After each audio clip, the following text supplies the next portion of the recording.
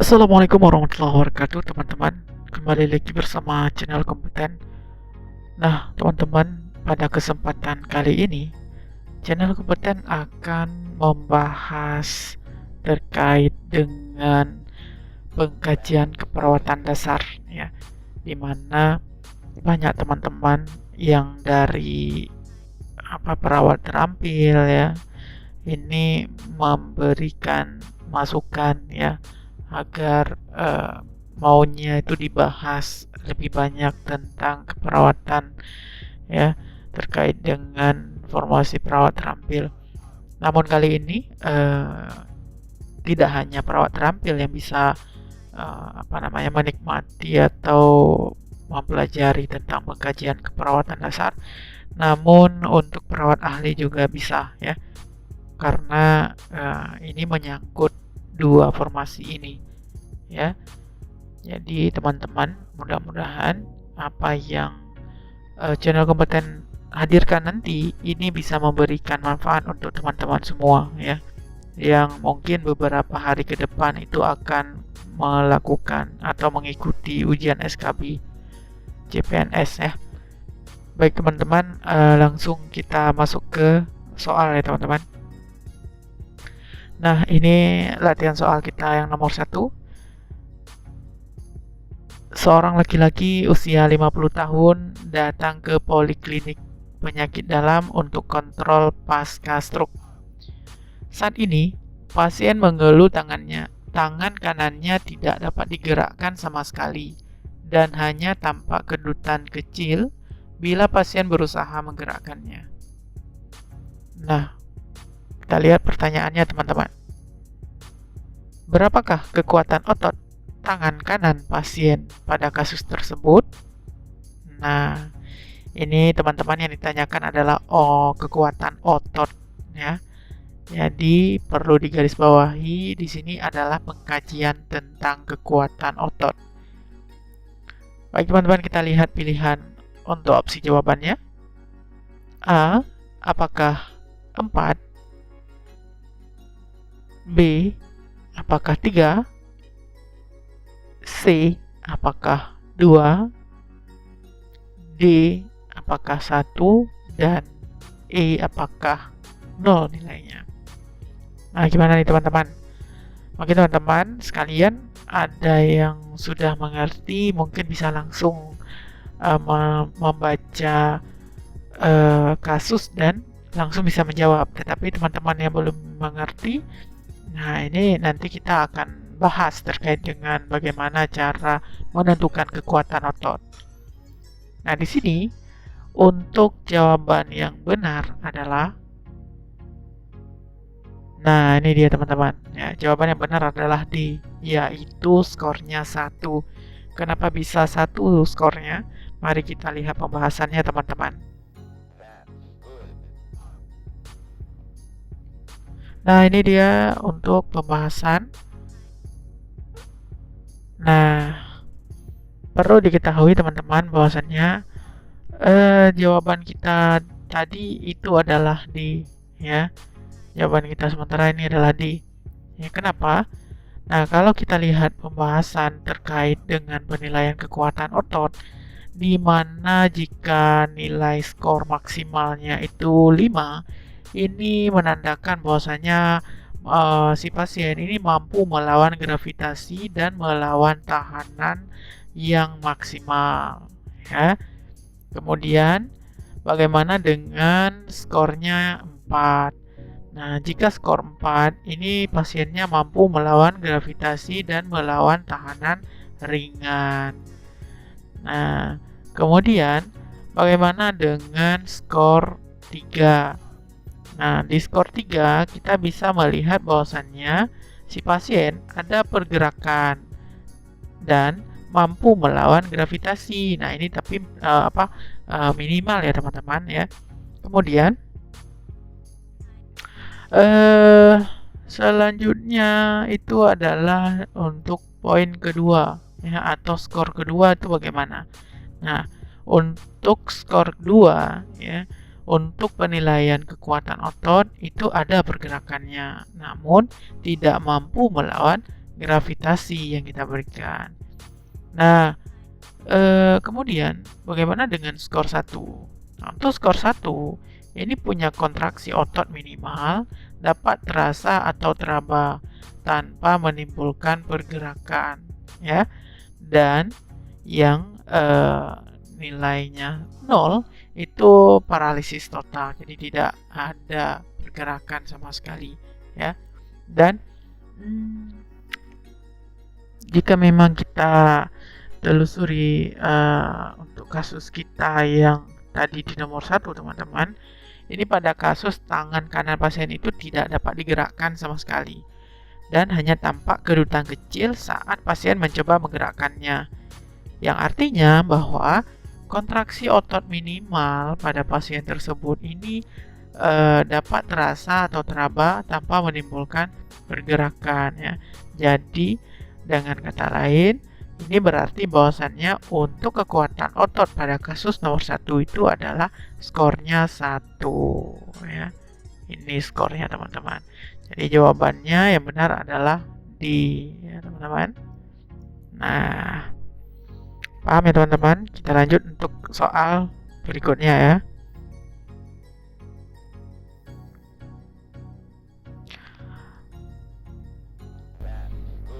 Nah, ini adalah soal nomor 2. Seorang korban tabrak lari dibawa ke IGD sebuah rumah sakit tanpa adanya perdarahan pada mulut, hidung, dan telinga pasien. Nah, perawat sedang melakukan initial assessment pada pasien tersebut. Nah, teman-teman, kita lihat untuk pertanyaannya. Apakah suara napas yang dapat ditemukan perawat pada pasien tersebut? A. Wheezing. B. Stridor. C. Snoring. D. Gargling. Dan E adalah ronki. Nah, gimana nih teman-teman? Mana yang kira-kira jawabannya adalah yang untuk suara napas yang dapat ditemukan perawat? Jawabannya adalah D, teman-teman, yaitu gargling. Kenapa bisa gargling? Kita lihat pembahasannya di berikut ini. Nah, ini dia teman-teman. Ini sangat jelas kita hadirkan untuk teman-teman, khusus nih teman-teman yang akan mengikuti SKB. Nah, perlu kita ketahui bahwasannya data fokus di sini adalah perdarahan pada mulut, kemudian hidung, dan telinga pasien. Nah, kemudian berdasarkan data pada kasus ini diketahui bahwasannya adanya pengeluaran cairan berupa darah dari mulut, kemudian hidung, dan telinga pasien. Nah, terkait dengan data demikian, adanya cairan pada saluran nafas pasien itu dapat menyebabkan obstruksi parsial pada jalan nafas. Nah, sehingga ini bisa menimbulkan suara nafas yang abnormal. Nah, gitu teman-teman. Kemudian, suara yang muncul itu karena adanya cairan, baik itu berupa darah, sekret, ya, kemudian aspirasi lambung, ya, dan lain sebagainya. Ini dapat memunculkan suara napas gargling, teman-teman, ya. Nih. Nah, kemudian suara nafas gargling ini biasanya terdengar seperti berkumur-kumur, ya. Ini menandakan bahwasanya adanya cairan itu di dalam saluran napas pasien. Ya, jelas ya teman-teman untuk pembahasannya. Namun untuk opsi lain nih, contoh misalnya untuk opsi A, ini dinilai tidak tepat karena kondisinya merupakan suatu keadaan di mana suara napas ekspirasi itu terdengar tinggi, menciut, dan seperti meniup fluid. Ini suara wheezing, teman-teman, ya. Kemudian untuk opsi B nih teman-teman, ya, ini juga dinilai tidak tepat karena kondisi ini biasanya terjadi karena suatu kondisi, contoh misalnya radang, ya, atau luka bakar, ya.